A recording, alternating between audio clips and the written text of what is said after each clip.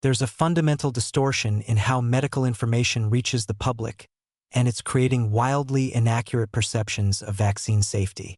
We need to talk about publication bias and why scary case reports get amplified while millions upon millions of completely unremarkable, safe outcomes stay silent and invisible. Medical journals have an inherent preference for publishing novel or unexpected findings. That's partly legitimate. Science advances by documenting unusual cases that might reveal new patterns. But it creates a systematic bias. When a doctor observes something unusual after a vaccination, there's motivation to write it up, submit it for publication, and potentially present it at conferences. When a doctor administers a vaccine and the patient experiences no problems whatsoever, which is the overwhelmingly common scenario, there's zero incentive to document it. No journal is going to publish case report. Patient received vaccine and nothing happened.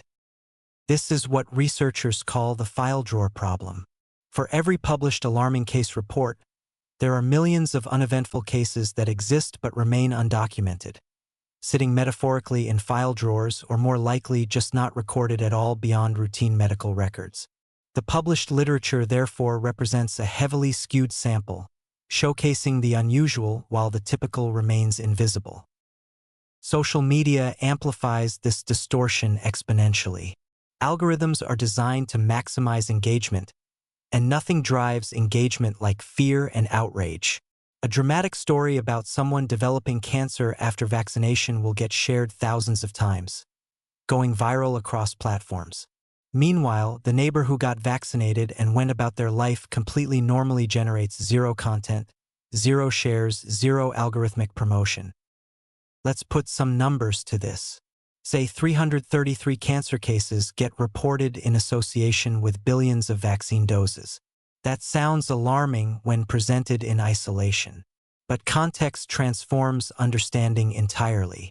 In a population of several hundred million vaccinated people, we'd expect millions of new cancer diagnoses during the relevant timeframe based on baseline rates alone. 333 cases isn't evidence of a problem. It's dramatically fewer than expected, suggesting, if anything, a negative association. This is why case reports, while valuable for generating hypotheses, cannot assess actual risk frequency. They lack denominators. They tell us numerators, things that happened, without telling us out of how many opportunities they could have happened. And without denominators, risk calculation is impossible. Understanding relative versus absolute risk is crucial here. A doubling of risk sounds terrifying until you learn it's a doubling from 1 in a million to 2 in a million, still extraordinarily rare in absolute terms. Media coverage rarely provides this context, instead leading with the relative risk increase because it sounds more dramatic. The responsible way to evaluate vaccine safety isn't through cherry-picked alarming anecdotes, no matter how compelling individual stories might be. It's through population-level surveillance comparing vaccinated and unvaccinated groups, controlling for confounding factors, and examining whether observed events exceed expected baseline rates. When we do this rigorous analysis, the safety profile of vaccines is remarkably strong.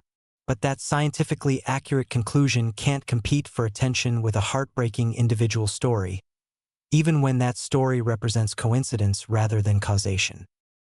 We need much better statistical literacy in public health communication, helping people understand what evidence actually demonstrates risk versus what merely seems scary without proper context.